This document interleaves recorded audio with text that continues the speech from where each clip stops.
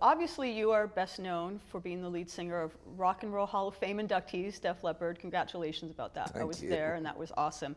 But when you were there at the Rock and Roll Hall of Fame ceremony, you performed with Ian Hunter, so it's all connected, because what we're mainly here to talk about today is your other band, Down and Outs, which has, my understanding is it kind of all started as a sort of tribute, or it was inspired by Mott the Hoople. Inspired, yeah. Well, I'll give you the 2-minute synopsis if I can. Yeah. Early 2009, I got an email from Ian and Trudy Hunter saying, shh, they're reforming in October, you know, and she knew I'd be excited because they were and are still, you know, my favorite ever band. And I never got to see him on their first time round. So she said, you know, I'm like, wow, that's amazing. She says, he wants you involved in it. And because I'd spent the last 30 years telling everyone, who's your favorite band? And I'd said Mott the Hoople. And because it gets back to all the band members, hey, that guy in Def Leppard's telling everybody we're wonderful. Well, that's good of him, you know. So, and then I got to know Ian quite well anyway. And so I get the message that they want you involved, and I'm thinking they just want me to walk up and say, ladies and gentlemen, please welcome after 40 odd years, Mott the Hoople. They said, no. We're doing 5 nights in London with a different opening act every night. Will you open for the last night? And what year was this again? 2009. Yeah, okay. So I said, okay, how am I going to do that though? Because, you know, Leppard couldn't do it. It's ridiculous. He said, no, the same promoter that looked after Mott looked after the choir boys, and they volunteered to be a band, and they'll just play whatever you want to play. So I thought about it for a while, and I went, okay, this is cool. So what do you do when you're opening for, what do I want to see me do if I'm in the front row watching me open for Mott? Well, what did they do after they split up? They splintered. Mott the Hoople became Mott, with Nigel Benjamin and Ray Major on guitar. Ian Hunter went solo. And after 2 albums, Mott kind of morphed into a band called British Lions, with a guy called John Fiddler singing. So I chose 10 songs that they'd all done. And I played them, and that was it. That was going to be it. A 45-minute one-off performance, thank you very much. Go to the bar, have a quick drink, and then go back in and watch Mott. That's exactly how it was all up here, until we went to the bar. And as we were in the bar, all these kids coming out, and they were literally pinning us against the wall going, I can't believe what I just heard. I never thought I would hear Shouting and Pointing, Overnight Angels, you know, England Rocks, all these songs ever again, especially on the stage. Are you going to record them? And that's when the penny drops. You know, I went, oh, I never even thought about that, you know. So I got the rest of the guys together after we'd finished watching Mott, and I said, look, you know, we all got nailed in the bar. Shall we record them while they're still fresh in our DNA? And they were all, to a man, like, absolutely. So luckily, they all went on the next day, and their mates got a studio a couple of miles from where they lived. So they booked it, they went in, and they recorded, without me, everything that we'd done. And then sent me the tapes to, well, the hard drives, to Dublin, where I live. And I finished the album off, and we ended up with this album, My Regeneration, which we put out in the UK through a magazine, and we put it on sale over here. And lo and behold, we had a top 5 hit with Overnight Angel, with England Rocks, right in the middle of the BP oil spill as well. So like the British Petroleum thing, there weren't really a lot of love for the Brits. Yeah. But England Rocks was climbing up the American rock chart, you know. And then Overnight Angels, another track from that album, actually went to #1. So all of a sudden we're like, we've got a band here.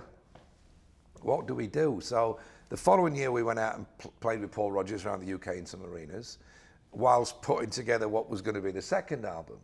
Now, as we're not opening for Mott the Hoople anymore, we can now raid their back catalogue, because I didn't want to play Hoople songs while we were opening for Hoople. That's just silly. But now we can go in there and do Marionette and Rock and Roll Queen and all these great Mott songs. And that became the second album, which came out 5 years ago, The Further Adventures of the Down and Outs. And then we were going to do a third album of different covers. We've done the Mott thing to death. So let's do some other stuff. And we name dropped a bunch of songs. Only one of them survived, which is White Punks on Dope, which made this album. By the Tubes? Yeah, by the Tubes. You know, we thought about stuff like Band on the Run and stuff by 10cc and ELO and all sorts of mad things, but that just got shoved by the wayside. As I started writing songs on the piano over the last 3 or 4 or 5 years, I started realizing that they kind of could be down and out songs. So As opposed to Def Leppard songs. yeah, well, they were written specifically not to be Def Leppard Yeah, songs, okay. but they weren't really being written for the Down and Outs. They just became the Down and Out songs. You know, I could have presented these to Phil and Vivian and Sav and Rick and said, "What do you think?" And they'd have gone, well, "It's a piano song," you know. So I didn't even bother. But I played them to the guys in the Down and Out. So we were doing some work on the tour. I had about four demos on the go, and I played them, and they were like, "Dude, this is great. Yeah, let's do it. That'll be the next record." So then I'm now writing for this Down and Out's third album, which drops in October. But the thing is, it's taken so long to record because every one of us has got an insanely busy mothership. Yeah, you got a lot going on. Yeah, the Def Leppard thing never ends. I mean, it really is like a gigantic spacecraft. You put the brakes on, it's going to take a couple of years for it to come to a grinding halt. And it's the same with the Choir Boys. It's the same with Wayward Sons, which is now the band that the drummer's in. They've got an album coming out the same day as we have. And Cher from Vixen, the Vixen are very busy as well. So to get us all on the same page was pretty difficult. So long story short, we recorded the drums in London and they were sent over to me. Cher did a bass in Florida where she lives, sent it over to me. And the rest of the guys, Paul, Griff and Keith, came over to my studio in Dublin in dribs and drabs. The three of them had come in for 2 days. And then they were, "Gotta go, we got gigs." And then they'd be gone for 2 weeks and then they'd come back for a few more days and we piecemealed it together. But the vision was all there. I had the songs, I'd written them, they were happy to go with the arrangements. So it really was just like, it was a great working environment. And I'm glad we did it in bits and bobs because you could sit on it for 6 weeks and listen back to it and go, I know what this is missing.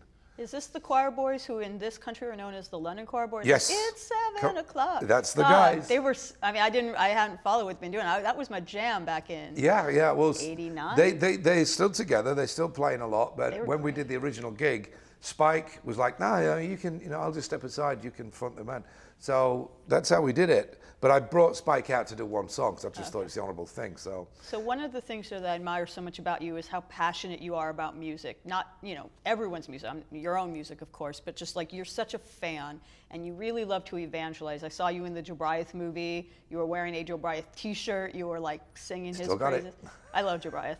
And Good. I love Joe Bryant. I know the guy who directed that film, so that's how I knew about Joe Bryant before, but I learned a lot from that. Have you film. ever heard our version of Heartbeat? I have. Oh, okay, I good. have. It's like a Bonus track from Yeah. Best Buy on the Air sessions. But you're really passionate when you talk about artists you love, and particularly when you talk about Ian. I did a phoner with you when Def Leppard, the morning that you found out you were inducted into the Rock and Roll Hall of Fame, and you didn't want to talk about yourself. You just wanted to talk about how Mott the Hoople should be in the Rock and Roll Hall of Fame. Mm-hmm. Like, you're really always trying to pay it forward that way, particularly with Mott the Hoople. So I'm curious about where that passion comes from. You say it's your favorite band. Like, tell me about how you discovered them when you were young and like why it almost seems like you're on a mission to get them in the Hall of Fame. It became a mission, yeah. I mean, I'm definitely on a mission. If I can't get Mott in, then Ian should be in. Purely for the fact that, Cleveland rocks, the museums in Cleveland. When Ian and Mick Ronson were signed to Universal Records back in 1989 for the album yhoo.it, they were playing a gig in Cleveland as a fundraiser to build the museum. Oh, Because wow. I got asked by a guy at the label, if we fly you in, will you get them to do a song with them? Because they needed to publicise it more. So myself and Jonesy from the Sex Pistols got up with Ian and Mick to do Suffragette City. And this was a fundraiser for the museum. So you'd think he'd be in it, you know what I mean? He'd be in their he's good not. graces, So I was like, yeah. get him in now, So yes, I am on a bit of a mission for that because what we are is what we are. I don't have to sit here and talk about me. Def Leppard takes care of itself. I'm happy to talk about it, but I'm not me. I'd rather talk about other bands. Yeah. The passion for Mott the Hoople came when I was 10. It's just circumstances. It's hard to explain to anybody that's like half my age the way that music came to you in the UK in the late 60s, early 70s. We had one radio station, one for the whole country, and they played top 40. And they had specialist show maybe at 10 till midnight on a Friday playing rock music. And then there was Radio Luxembourg and Radio Caroline, which were pirate stations. I'm sure you've seen the movie. And then the government would try and starve them out of their boats. As long as they were 12 miles offshore, they could do what they wanted, but they didn't stop them blocking food deliveries to them, so they ended up having to give it up. But all those DJs from these unofficial radio stations all ended up working for the BBC, so it was a great learning curve for them all. But they played a little bit more of an adventurous playlist. And I remember Radio Luxembourg used to have this thing called Record of the Week, and they would play that song every hour on the hour for 7 days. Which song? And this particular time in like 1969, 1970, it was a song called Downtown, which was originally written by Danny Whitten. So it was a Neil Young, something to do with Neil, Crazy Horse maybe. Okay. But they covered it, and I just really fell in love with this song. It was just a mad song. And then I started collecting compilation albums because they were £1.99 and there's 24 songs by 24 artists on Ireland. So you got Tull, Free, Fotheringay, Jimmy Cliff, Spooky Tooth, and Mott the Hoople, Cat Stevens, etc. And the name intrigued me. Now you've got to realise a lot of this stuff is not necessarily musical. When you're 10, you just hear Mott the Hoople. What is a hoople? It's a good name. So now you would just click onto Wikipedia and find out, but then you have to go to the library and find books, and it was crazy, and the things that we had to do is a lot more organic back then. Yeah. And the name intrigued me, and then I heard Ian's voice for the first time, because Ian didn't sing Downtown, Mick Ralphs did. And then I heard Ian sing a song called The Original Mixed Up Kid on one of these compilation records, and I just totally fell in love with the story, the lyric, the voice. And then I realised he sounded a lot like Bob Dylan, but for some reason I hate Bob Dylan, but I love Ian Hunter's version of Bob Dylan. So it's like unravel all this lot, because I can't. That's an unpopular opinion to say on camera. You hate Bob Dylan. Not a big fan. I mean, as a writer, absolutely, but I prefer other people's versions of his songs. Like Manfred Mann did better versions, and specifically Jimi Hendrix did better versions for me of Dylan than Dylan. And no disrespect to his writing, it's more the voice. Okay. But Ian was just Dylan-esque, but better, I thought. And he just had this kind of loner vibe. There was something about him, and then as I got to know about him, I realized he kind of was. He came out of nowhere. When he joined Mott, he was the outsider. He's always been the outsider. And I was always the guy at school that got beaten up for liking bands because they were not necessarily as heterosexual looking as the bands that these other kids in school liked. So if Did you you liked... literally get beaten up? Oh, yeah. If you liked... We'd bring records to school, and they'd be bringing in Slade, who I liked, and, whatever. But I would be bringing in T-Rex and Bowie, and it's like, I used some kind of puff, as they used to say back in those days. And not really, no, I just think the songs are great. And they would snap my records in half and beat me up and steal my milk money and all sorts of stuff. But you know what? This is all character building. And look at you now. Exactly. While they're languishing in jail, that's what I think about it. Yeah. Sharing a cell with Bubba or whoever. But still, I just have to go out and buy it again. It was simple as that. It was always the same kind of, I think I had this fake relationship with him, if you like, because I saw him the same way as, I think you do get attracted. I think the reason people like Susie Sue from Susie and the Banshees never ever dissed a Bowie or a Roxy Music when punk kicked in. They dissed everything else because they had to come from somewhere, and they were the kind of band that you would just find yourself gravitating to a certain kind of artist.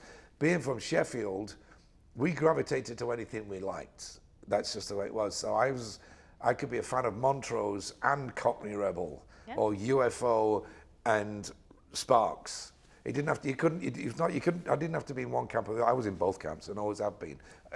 Miles Davis said it best when he said, "There's only two kinds of music: good and bad," and I'm always I'm in the good music pile, So that was for everything. It was every band that story covers. But the thing was, I'd been telling all these kids at school about Mott when they were still signed to Island Records, and like, you're missing out on this thing. And then, unbeknownst to us, it'd been going off under the radar. They'd moved over to De Vries. Bowie had given them this song. They recorded All the Young Dudes, and all of a sudden, the whole world changed. Yeah. Everybody's world changed, because you can have this conversation with Morrissey, Boy George, Duran Duran, me, half the punk bands on the planet. When they heard All the Young Dudes, it was a wake-up call to there is something for us out there, because they felt disfranchised, I think, from having their own music. They weren't into Uriah Heep or Black Sabbath or Led Zeppelin. They wanted something else. And Bowie and Bolan were supplying it, but that song, it was like the Lou Reed thing. All of it's like, how cool is this? David Bowie and Mick Ronson are working with Lou Reed and Mott the Hoople. All of a sudden, Bowie's the center of the universe now, you know. And 4 years later, that's why the punk thing kicked off, and they didn't ever diss the Bowie thing, because he moved from glam through to the white soul boy, and they thought that was cool. But as a 12-year-old, when I first heard All the Young Dudes, that and T-Rex, Electric Warrior a year before, set me on my path. Was that, I've talked to so many British musicians who all remember when Bowie did Starman on Top of the Pops. Oh, totally. Do you have a memory of, it seems like, no pun intended, it was a lightning bolt that just... It certainly was. I remember, you know, TV had just gone colour for us, and then, of course, it depended on the income of their family, whether they could afford to buy a colour TV or not. But I remember it was a time where once they realised, they being the management and the advisors of all these artists that were on Top of the Pops, we were all in colour now, so go ape shit. So this would have been grey and grey and grey, but now it's blue and pink, you know. And this is what they were doing. So you've got Slade wearing all these mirrored top hats and tartan suits and trying to outdo the other bands like Sweets, who were wearing stuff dresses like American Indians and stuff like that. And you had Bowie and Bolan had glitter and purple, and Bowie had this, it looked like it was made out of curtain material, and all the band were in like lame kind of gold suits, and it just went pop at the camera. But yeah, when he draped his arm around Ronson and he went, I had to phone someone, so I picked on you, and he does this right into the camera. You're all sat there going, whoa, and your mom and dad are going, who's that? And we're like going, he's the future. He's the future. Red hair, you know, it was just, you'd never see anything like it. Most people went on Top of the Pops wearing like white suits and big flares and ties and singing, tie a yellow ribbon. And we're like going, you know, and Bowie was like, bring him in, you know. Your musical knowledge is so encyclopedic. It's like, I almost feel like this interview is going to have like footnotes behind it, like on a Wikipedia page, like go check this out, go check that out.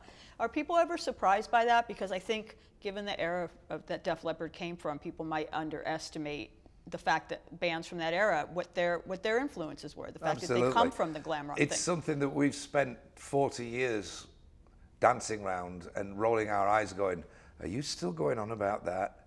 Because in England, it's the new wave of British heavy metal, and over here, it's the glam hair metal LA's I feel Def Leppard were slightly outside that, maybe adjacent to it, but well, I mean, we were in Holland living in a windmill when all that lot was happening, when we were recording the Hysteria album, so we couldn't have been any further removed from it. From the Sunset Strip or but whatever. when it got to the point where it's like, look, guys, yes, we appreciate, and we actually own Black Sabbath records, Led Zeppelin records, Deep Purple records, but our heart of hearts is in the glam thing that, like, you know, let's even stretch as far as Queen. Because when they started out, it was very glam in at least the image. The music was way more sophisticated. But you'd got, you know, Ballroom Blitz and Hellraiser by Sweet, and you'd got Come On Feel the Noise, the proper version by Slade, not the Quiet Riot version. You know, and then you got the Gene Genie, and you'd got Rebel Rebel, and you'd got Get It On, Metal Guru, Telegram Sam. And then you had things like Roy Wood with Wizard and Ballpark Incident, See My Baby Jive, which Ian Hunter has often said saved his life in 1973. And then you've got Mott, not just All the Young Dudes, you've got all the way from Memphis, Roll Away the Stone, Honolulu Boogie, Golden Age of Rock and Roll. These were great 3-minute pop songs that we got to hear on the one station that we had, the top 40 station, you know. So of course we gravitated as individuals to 3-minute pop rock songs with big choruses, big guitars, big drums, but short and sweet. And then you had older brothers or mates down the street that had Sabbath 4 and Zeppelin 4 and that kind of thing. So we were much more, as a band, into Bowie and Rod Stewart and the Faces and all that kind of stuff. People have this image of us just wanting to sound like Smoke on the Water or Stairway to Heaven all the time, which is why when we did the Yeah album, I'd been dying to do our version of Pin-Ups for years and years and years. And We didn't push it. It's not fake. Every single one of the songs that we chose were because we wanted to do them. Yeah. So it's like, look, they don't listen when I talk. They don't listen when any of us talk. Maybe they'll listen when we sing and dance. So we covered 20th Century Boy, Hellraiser, Hanging on the Telephone by Blondie, Rock On by David Essex, which we still play to this day on stage, Golden Age of Rock and Roll, Driving Saturday by Bowie, Badfinger, Rod Stewart and the Faces, John Congus, who was a South African, had a couple of hits in the UK, all songs that really meant something to us. And the only rock we kind of lent towards was Free, with a song called Little Bit of Love, and Don't Believe a Word by Thin Lizzy. For the rest of the stuff, it was what we'd call the British glam rock movement, which is where we were born out of. You can, in fact, we specifically picked songs where people go, holy crap, that sounds like Rocket. Well, yeah, where do you think we got it from? Exactly, you know, we've always worn it here. It's our influences. It's not rocket science. Yeah, I don't quite get it.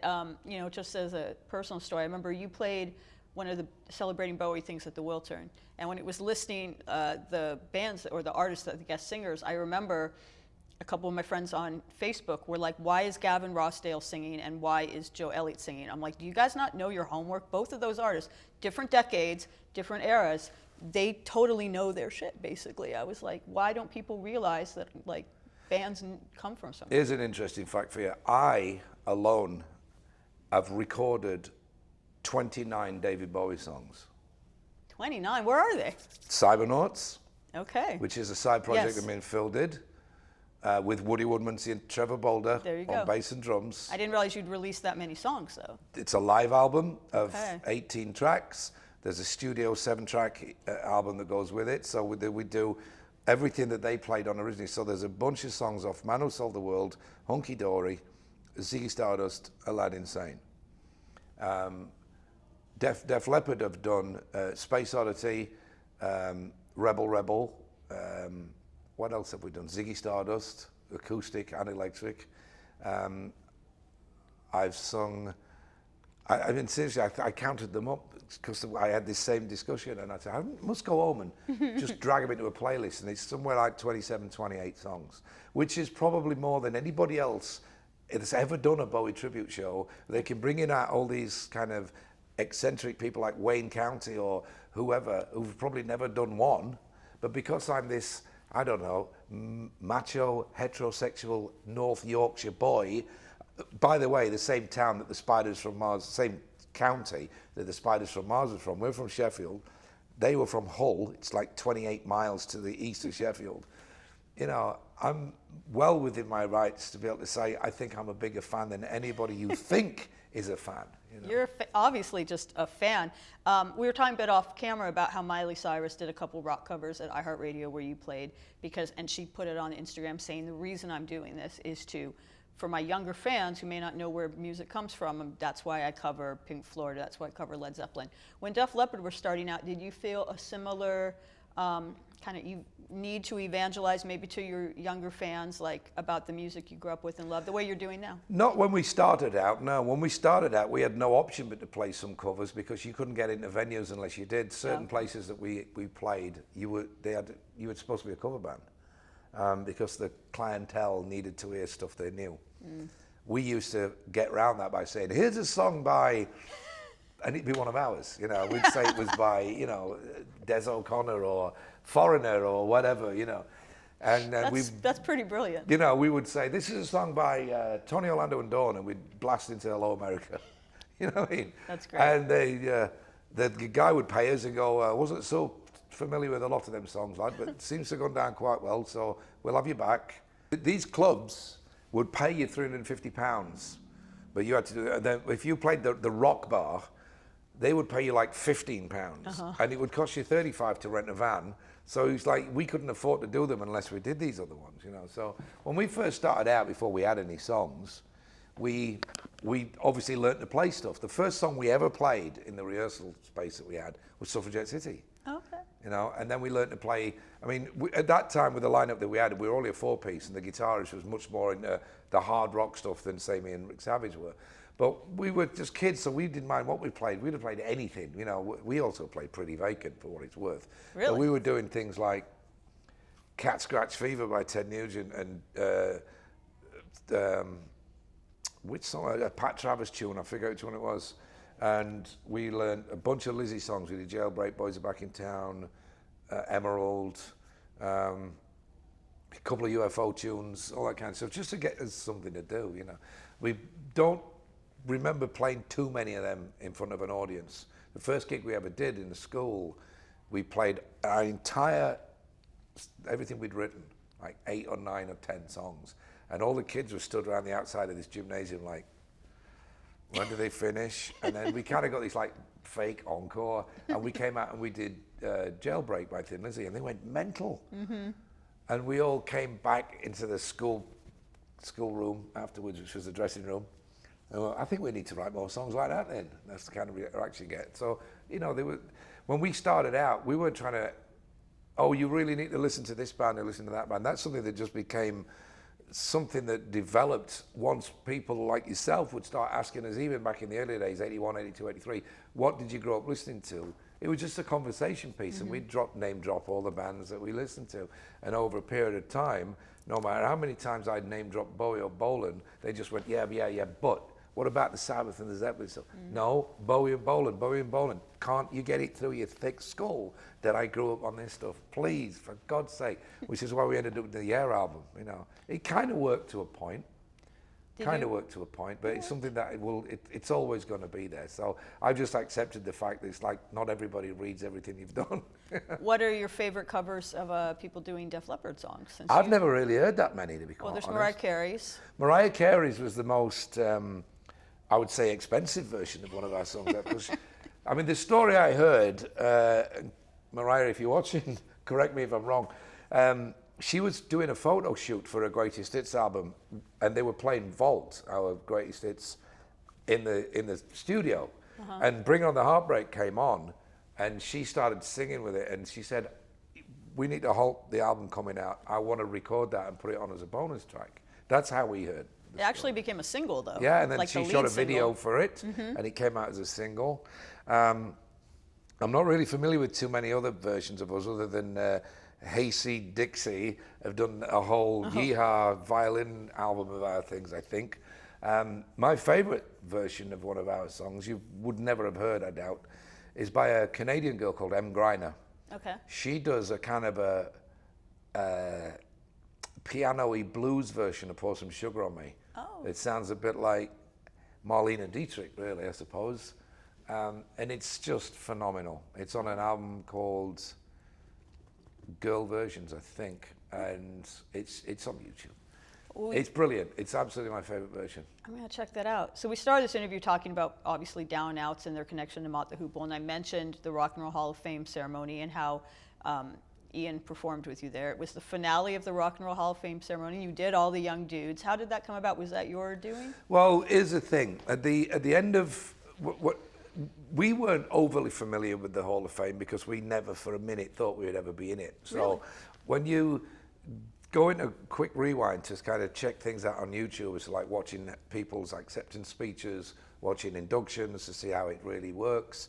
You'd realize that there seemed to have been this flow of what would they call them, all-star jams at the end.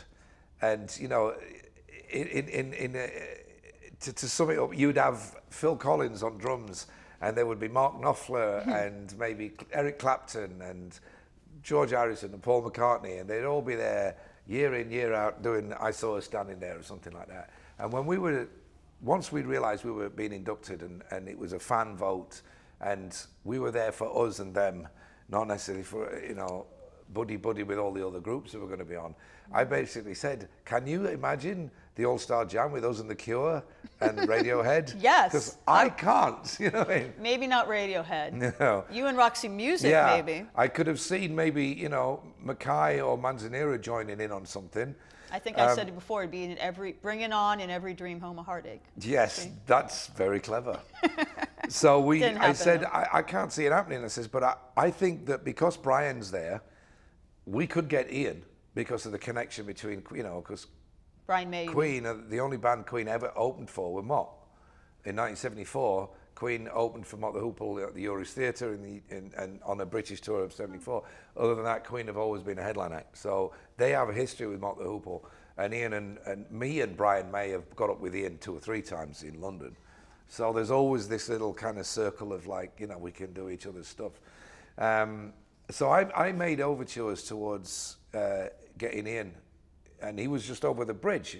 You know, he was actually in Brooklyn rehearsing with Mott for their tour. So I was, you know, getting hold of him wasn't that difficult, but talking him into doing it was. Why so? Well, because they were busy, and he's like, he's a, you know, and I said, Brian's getting up to do it. And there was radio silence for like 24 hours, and then I got a call. He went, all right then, for you, I'll do it.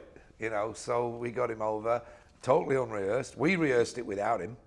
He came in half an hour before we played it, just put on his guitar, got up, introduced it, bang, off we went. And what was great was, word got around backstage. So then we had Susanna Hoffs from the Bangles going, can I get up? You know, actually she'd already rehearsed it in fairness, so we knew she was getting up. But Stevie Van Zandt got up, and Manzanera from Roxy Music, Rod Argent and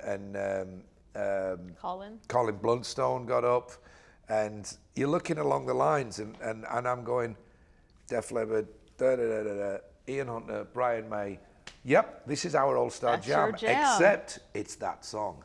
Yes. It's full circle. It's the song that's really got me wanting to do all this, and now we're actually closing out our induction into the Rock and Roll Hall of Fame with that song. It's just like licking the envelope shut. So, do you think that is going to catch the attention of voters? Of course, all the members of Def Leppard are voters now, so that tips the ballot box a bit. But in terms of nominations, do you think Mott or Ian will get in because he basically was the star of the finale? If I've got anything to do with it, they will. But you've got to start the process. If there's an issue, if there's a problem with the Hall of Fame, it's that it doesn't have a London branch. And what I mean by that is, like, you can talk all you like to the committee that all based around Manhattan about the value of a band like T-Rex. They go, yeah, but they only had 1 hit in America. Not the point. They had so many hits in England that the amount of bands that they influenced that had massive hits in America, it's the trail that it leaves behind. It's the family tree. Mm-hmm. It's Roy Wood from The Move and from a little bit ELO and then Wizard. He deserves to be in for the amount of influence he had on bands like Cheap Trick, who are in the Hall of Fame and would rightfully probably admit without Roy Wood there would have been no Cheap Trick. So, you know, Duran Duran would say the same thing. They basically said there'd be no Duran Duran without Roxy, but it goes back further than that. There's other bands that T-Rex and Mott the Hoople should be in the Hall of Fame, but I think it's their very Britishness is what's the block, because there aren't enough Americans that realise how important that was in 1972 in the UK, because they were either not born or because of the lack of communication back in those days. It was a piece of string and 2 cups, or wind-up telephones and telex machines or whatever. Yeah. You know, they don't really understand the gravitas and then the value of some of those artists, that just because they didn't sell gazillion records in America, they've still got value. I mean, look at us. We did sell a gazillion records, and we weren't going to get voted in by the committee. We only got voted in because of our fan base. But there were 5 out of 7 inductees this year that were British, so things are changing a bit. That's fantastic. And I will say this much. I was shocked beyond belief that Todd Rundgren didn't get in. Yeah. I swear, it's like if anybody deserves it, through his production work alone of Bad Out of Hell, his work with the Psychedelic Furs, the Tubes. Mm-hmm. Who else has he done? The New York Dolls. And then his solo work, his work with the Nas. It's like, God, if anybody deserves to be in, it's him, you know. So he'll be on my list this year, I'm telling you that right now. Anyone else since you... well, I don't know who's on the list yet. No, but who else would you advocate? If you could pick like 5 people. If advocating, well, I'd say Mark Bolan, yep. T-Rex for sure. Mm-hmm. This is me speaking. I can understand why they haven't, but you know, you're asking me. T-Rex, Ian Hunter, Mott the Hoople, That'd be about it for now for me. I wouldn't want to get greedy. Okay, maybe you'll get this. I know we have just a little bit of time. Let's be honest, Joe Bryant's never going to get it. I'll vote for him. I'll vote for him. We only have a little bit of time left, but I just want to, real quickly, if you could sum up because this is the Down and Outs was tied to Mott the Hoople, like why they were so important, because this is an American outlet, and maybe some of the people watching this piece, they'll totally know you, but they might only know all the young dudes. They don't know the other material. What is it about him that made him so important? Well, they were unique in the sense of the fact that they weren't overly brilliant musicians. Like people judge Led Zeppelin as wonderful musicians and Sabbath as great musicians, and Queen as great musicians, and rightfully so. Mott the Hoople seemed to be a bit more of a kind of a backwater band that were like, it was a great cacophony that they made, but individually they weren't necessarily, the best musicians in the world, but they made a hell of a sound. But the important thing was the songs were brilliant. They made great songs. They made commentary 5 years before its time. A lot of people will hear a song like Violence off the 1973 album and realize that he was actually talking about what would happen in London 3 years later when the punk movement started to kick off. But for me, it was the melodies and the tunes. I mean, a song like Roll Away the Stone is like, and Honolulu Boogie are two of the most perfect pop rock singles ever released. Just beautiful melodies, great kind of uplifting. They're very uplifting. These things had power and make you want to do this and shake your head down in front of a stage, but they still had something that make you want to go listen to the studio version, not just because of the volume that's coming at you, But they had the softer moments as well with songs like Original Mixed Up Kid, I Wish I Was Your Mother off the Mott album. There's a song called Through the Looking Glass on the Hoople, which is just the most phenomenal bit of work, as is Marionette, which rumor has it that when a young Freddie Mercury was watching Mott on tour, they were playing this song Marionette because it's deemed a mini opera. It's quite possible, and even the guys in Queen said, yeah, man, I can see that. It was the inspiration behind Bohemian Rhapsody. So there's a lot of leakage that went into other stuff, but I can't really explain why I like Mott the Hoople. I just do. I mean, you shouldn't even have to explain. They were just a piano, guitar-based rock and roll band that something that Def Leppard never was, which is why for the Down and Outs, I get to scratch that particular itch because piano is a big deal, as it was for Elton John. You could still have Saturday Night's All Right for Fighting, which is basically a guitar song, but it's still Elton John.